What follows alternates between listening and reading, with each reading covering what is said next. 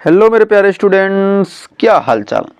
हमें उम्मीद है आप सब स्वस्थ होंगी, मस्त होंगी और आप सबकी तैयारी एकदम शानदार तरीके से चल रही होगी। तो एक बार फिर हाजिर हैं UP TSSC annum female health worker के नर्सिंग क्लास को लेकर। बालक स्वास्थ्य नर्सिंग पढ़ रहे हैं, लेक्चर नंबर 18। 70 लेक्चर कंप्लीट किया। प्लेलिस्ट में विजिट कीजिए, बहुत सारे क्वेश्चन मिलेंगे, हर टॉपिक के क्वेश्चन मिलने वाले हैं। तो प्लेलिस्ट में एक बार विजिट तो कीजिए। आपको इस चैनल छोड़कर जाने देंगे नहीं, क्योंकि आपको वीडियो को छोड़कर जाना नहीं है। यदि आपको सिलेक्शन लेना है तो बहुत सारे क्वेश्चन, मान के चलिए 5000 प्लस क्वेश्चन हमने कंप्लीट करा दिए हैं। तो इतना क्वेश्चन यदि आप पढ़ लेते हैं तो एग्जाम में इससे बाहर तो कुछ आने वाला है ही नहीं। एग्जाम आने तक मान के चलिए 10,000 प्लस क्वेश्चन हमारा क्या टारगेट है, एग्जाम तक आपको कंप्लीट करा देना। तो आप हमारा सपोर्ट करेंगे, साथ देंगे हमें, तो हम आपके लिए बेहतरीन से बेहतरीन कंटेंट लाएंगे। तो आइए शुरुआत करते हैं सेशन की।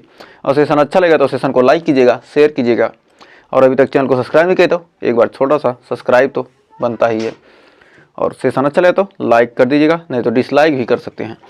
करा UP annum, Bihar annum, Rajasthan annum, किसी भी एनम की, किसी भी स्टेट एनम की तैयारी कर रहे हैं तो आपके लिए सेशन बहुत ही महत्वपूर्ण होने वाला है। तो बालक स्वास्थ्य नर्सिंग में पढ़ेंगे कितने क्वेश्चन, 30 क्वेश्चन करेंगे और इन क्वेश्चनों का आंसर देने की आप कोशिश कीजिएगा और लास्ट में कमेंट में जरूर बताइएगा कि आपने कितने क्वेश्चन सही किए हैं। तो आइए शुरुआत करते हैं क्वेश्चन की। तो फर्स्ट क्वेश्चन का रहा टेम्परामेंट के सिद्धांत के अनुसार स्लो टू वार्म अप बच्चे किस श्रेणी में आते हैं? आसान, कठिन, धीमे अनुकूलन या असंगत। तो कह रहा स्लो टू वार्म अप बच्चे किस श्रेणी में आते हैं? किसके? टेम्परामेंट के सिद्धांत के अनुसार। तो धीमे अनुकूलन वाले बच्चे आते हैं। किस श्रेणी में आते हैं? धीमे अनुकूलन वाले में, slow to warm up. Next कह रहा ब्रोफेन ब्रेनर के इकोलॉजिकल थ्योरी में माइक्रोसिस्टम क्या दर्शाता है? तो माइक्रोसिस्टम क्या दर्शाता है? ब्रोफेन ब्रेनर के इकोलॉजिकल थ्योरी में परिवार को या सांस्कृतिक मूल्य को या स्कूल को या धार्मिक संस्थाओं को। तो कह रहा है क्या? कह रहा है ब्रोफेन ब्रेनर के इकोलॉजिकल थ्योरी के अनुसार माइक्रोसिस्टम क्या दर्शाता है? तो माइक्रोसिस्टम हमारा दर्शाता है सांस्कृतिक मूल्य। तो हमारा ऑप्शन नंबर बी हो जाएगा सही। तो बढ़ते हैं अगले क्वेश्चन की तरफ। तो कह रहा इसके फोल्डिंग शब्द किस विकास के सिद्धांत से जुड़ा है? वाल्गोत्स्की, पियाजे, कोहलबर्ग, बैंडुरा। तो कह रहा है इसके फोल्डिंग शब्द किस विकास सिद्धांत से जुड़ा है? तो किस विकास सिद्धांत से जुड़ा है? हमारा हो जाएगा ऑप्शन नंबर ए, वाइगोत्स्की। नेक्स्ट कह रहा बच्चे में मोरो रिफ्लेक्स किस आयु तक गायब हो जाता है? 2 से 4 महीने, 6 से 8 महीने, 10 से 12 महीने या 1 से 2 वर्ष। तो कह रहा बच्चे में मोरो रिफ्लेक्स किस आयु तक गायब हो जाता है? तो हमारा राइट आंसर हो जाएगा 2 से 4 महीने। नेक्स्ट कह रहा एपिजेनेटिक्स किसे प्रभावित करता है? अनुवांशिक अभिव्यक्ति को, गर्भावस्था की अवधि को, जन्म के समय वजन को या मातृ पोषण को। तो कह रहा एपिजेनेटिक्स किसे प्रभावित करता है? तो हमारा पांचवे का राइट आंसर होगा ऑप्शन नंबर ए, अनुवांशिक अभिव्यक्ति को। तो किसको प्रभावित करता है? अनुवांशिक अभिव्यक्ति को प्रभावित करता है। नेक्स्ट कह रहा WHO के अनुसार कंगारू मदर केयर का प्राथमिक उद्देश्य क्या है? समय से पहले जन्मे शिशुओं का तापमान नियंत्रण, स्तनपान को प्रोत्साहित करना, मातृ शिशु बंधन को मजबूत करना या उपरोक्त सभी। तो कंगारू मदर केयर यानी KMC का प्राथमिक उद्देश्य होता क्या है? तो समय से पहले जन्मे शिशुओं का तापमान नियंत्रित करना, स्तनपान को प्रोत्साहित करना, मातृ शिशु बंधन को मजबूत करना, यानी ऑप्शन नंबर डी हो जाएगा हमारा सही। तो बढ़ते हैं आगे। करा पेलाग्रा किसकी कमी से होता है? विटामिन B3, विटामिन B12 या आयरन या जिंक। तो किसकी कमी से पेलाग्रा रोग होता है? तो यह किसकी कमी से? विटामिन B3, यानी ऑप्शन नंबर ए ही हो जाएगा सही। तो उम्मीद है यहाँ तक कोई डाउट ना होगा। अगला क्वेश्चन करा राष्ट्रीय स्तनपान संवर्धन कार्यक्रम NBFI का लक्ष्य क्या है? NBFI का लक्ष्य क्या है? राष्ट्रीय स्तनपान संवर्धन कार्यक्रम का 6 महीने तक एक्सक्लूसिव ब्रेस्ट फीडिंग दर 90%, स्तनपान कक्षाएं स्थापित करना, माँ के दूध के बैंक बनाना या उपरोक्त सभी। तो यहाँ पर हमारा राइट आंसर क्या हो जाएगा? कह रहा है राष्ट्रीय स्तनपान संवर्धन कार्यक्रम NBFI का लक्ष्य क्या है? तो हमारा राइट आंसर होगा ऑप्शन नंबर ए, 6 महीने तक एक्सक्लूसिव ब्रेस्ट फीडिंग का दर 90%। तो बढ़ते हैं आगे। कह रहा बेरी बेरी रोग किस विटामिन की कमी से होता है? Vitamin B1, vitamin C, vitamin D, vitamin K। तो कह रहा बेरी बेरी रोग किस विटामिन की कमी से होता है? तो बेरी बेरी रोग हमारा विटामिन B1 की कमी से होने वाला क्या है? रोग है। नेक्स्ट, कह रहा फूड फोर्टिफिकेशन का उदाहरण क्या है? नमक में आयोडीन, दूध में विटामिन D, गेहूं के आटे में आयरन या उपरोक्त सभी। तो कह रहा फूड फोर्टिफिकेशन का उदाहरण है क्या? नमक में आयोडीन, दूध में विटामिन D, गेहूं के आटे में आयरन, यानी ऑप्शन नंबर D हो जाएगा सही। ये सारे ऑप्शन सही हो जाएंगे। फिर कह रहा है अगला क्वेश्चन कि UNECA किससे संबंधित है? बाल श्रम उन्मूलन, बाल यौन शोषण, बाल तस्करी या बाल सैनिकों का उपयोग। तो कह रहा UNECA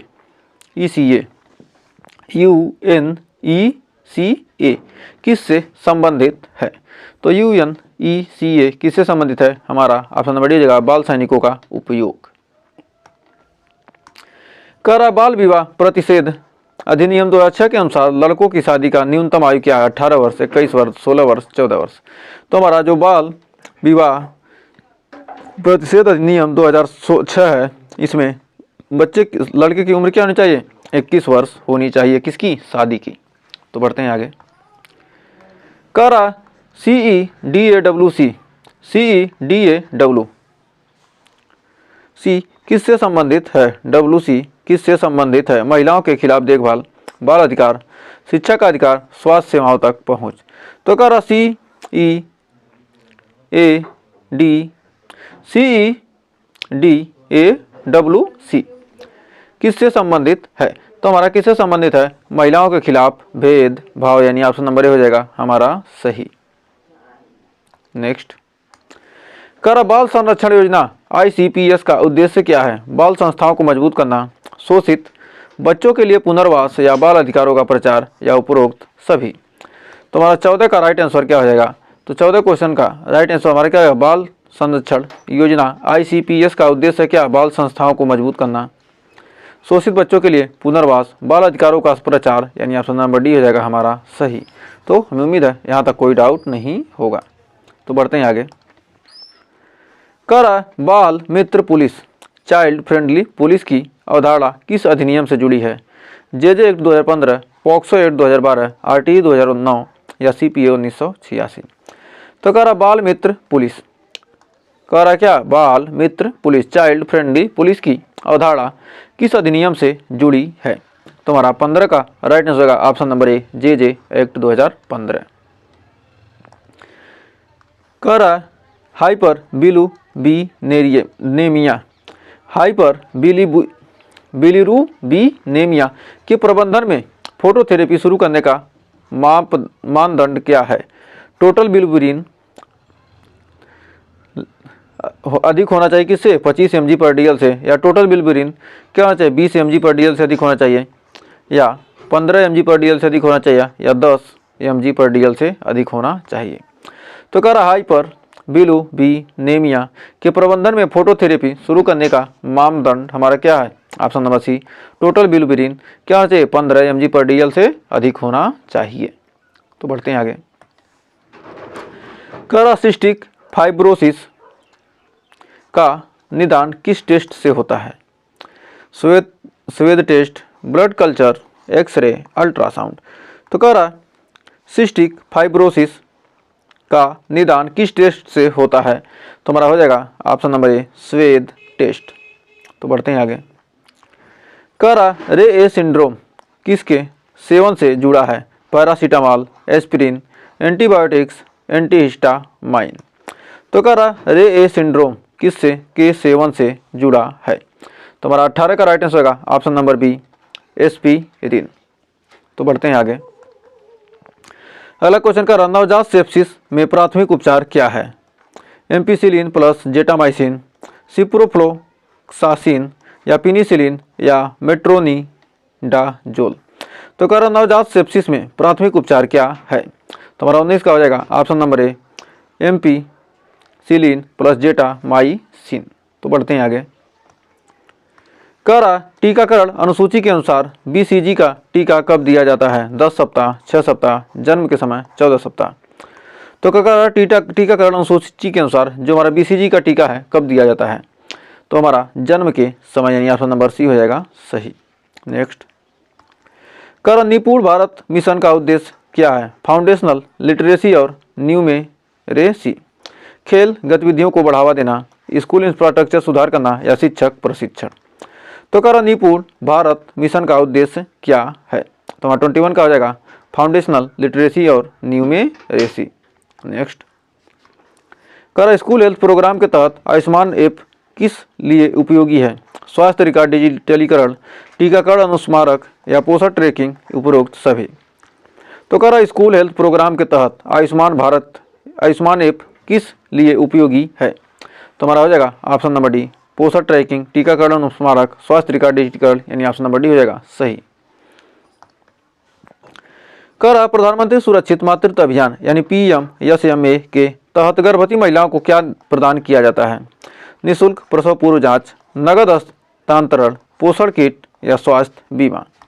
तो कह रहा प्रधानमंत्री सुरक्षित मातृत्व अभियान के तहत गर्भवती महिलाओं को क्या प्रदान किया जाता है? तो हमारा 23 का हो जाएगा ऑप्शन नंबर ए निःशुल्क प्रसव पूर्व जांच। तो बढ़ते हैं आगे। कह रहा मिशन इंद्रधनुष का लक्ष्य क्या है? 90% टीकाकरण कवरेज, एनीमिया उन्मूलन, कुपोषण में कमी, स्वच्छ पेयजल उपलब्धता। तो कह रहा मिशन इंद्रधनुष का लक्ष्य क्या है? तो मिशन इंद्रधनुष का लक्ष्य क्या है? 90% टीकाकरण कवरेज। फिर अगला क्वेश्चन क्या कर रहा है? कह रहा राष्ट्रीय डायरिया नियंत्रण कार्यक्रम NDCP का फोकस किस पर है? ORS का वितरण, स्वच्छता अभियान, जल शोधन, उपरोक्त सभी। तो कह रहा राष्ट्रीय डायरिया नियंत्रण कार्यक्रम NDCP का फोकस किस पर है? तो हमारा 25 का right answer option number D उपरोक्त सभी। तो अगला क्वेश्चन कर रहा है राष्ट्रीय किशोर स्वास्थ्य कार्यक्रम RKSK के तहत मित्र क्लिनिक क्या प्रदान करते हैं? यौन स्वास्थ्य परामर्श, मानसिक स्वास्थ्य सेवाएं, पोषण संबंधी सलाह या उपरोक्त सभी। तो कह रहा राष्ट्रीय किशोर स्वास्थ्य कार्यक्रम RKSK के तहत मित्र क्लिनिक क्या प्रदान करते हैं? तो हमारा हो जाएगा यौन स्वास्थ्य परामर्श, मानसिक स्वास्थ्य सेवाएं और पोषण संबंधी सलाह, यानी ऑप्शन नंबर डी हो जाएगा सही। नेक्स्ट, कर मासिक धर्म स्वच्छता योजना MHS के तहत क्या प्रदान किया जाता है? सैनिटरी नैपकिन, स्वच्छ शौचालय, जागरूकता कार्यशालाएं या उपरोक्त सभी। तो यहाँ पर हो जाएगा ये सारी चीज़ें मासिक धर्म स्वच्छता योजना के तहत प्रोवाइड करते हैं, यानी ऑप्शन नंबर डी हो जाएगा हमारा 27 का सही। तो बढ़ते हैं अगले क्वेश्चन की तरफ। तो कह रहा किशोर लड़कियों में PCOS का सबसे गंभीर दीर्घकालिक जोखिम क्या है? बांझपन, टाइप 2 डायबिटीज, एंडोमेट्रियल कैंसर या उपरोक्त सभी।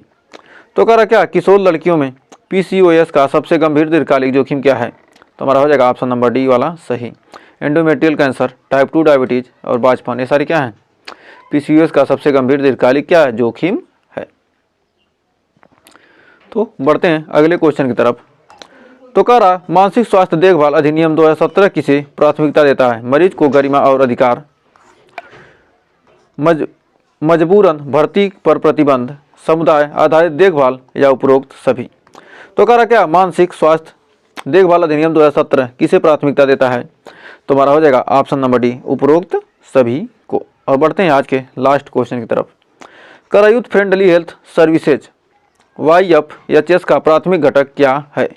गोपनीयता, किशोर अनुकूलन वातावरण, प्रशिक्षित कर्मचारी या उपरोक्त सभी।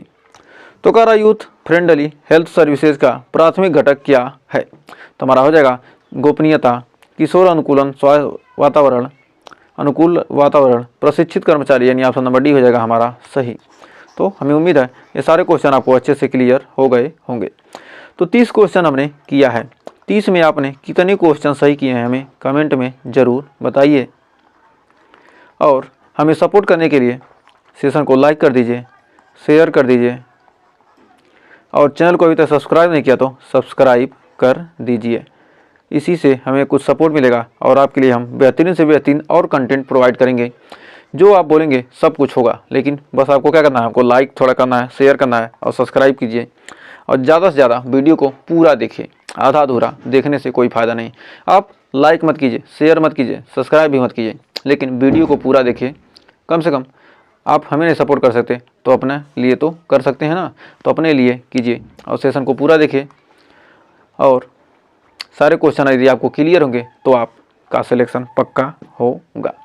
तो आपको क्या करना है, कोई हर क्वेश्चन का आंसर क्या कमेंट में देना है, और आपके कितने क्वेश्चन सही हो रहे हैं उसको भी कमेंट बॉक्स में ज़रूर दीजिए, जिससे हमें पता चलेगा कि आप पढ़ रहे हैं या नहीं। यदि आप पूरा वीडियो देखेंगे तभी तो कमेंट करेंगे, जो पूरा देखेगा नहीं वो कमेंट क्या करेगा कि मेरा कितना सही हुआ कितना गलत हुआ। जो भगा भगा का वीडियो देख लिया उससे तो पता चलने वाला नहीं है कि मेरा कितना सही हुआ कितना गलत हुआ। तो एक प्रकार से टेस्ट की तरह यदि आप इसको लेते हैं तो आप आसानी से कह सकते हैं सिलेक्शन पक्का लेंगे। यदि आप हमें रोज़ कमेंट में बताएंगे हमने इतना, ये नहीं शर्माना कुछ नहीं है। 10 क्वेश्चन सही हो रहे हैं, 10 क्वेश्चन में सही हुए, दोबारा वीडियो देखिए, फिर दोबारा देखिए कितने सही हो रहे हैं। मान लीजिए दोबारा 15 सही हो गए, फिर तिबारा देखिए, पता चला तीसरी बार में 25 क्वेश्चन सही हो गए, और चौथी बार देख लेते हैं तो 30 में 30 सही हो जाते हैं। तो मान के चलिए कि आपका सिलेक्शन तो पक्का है।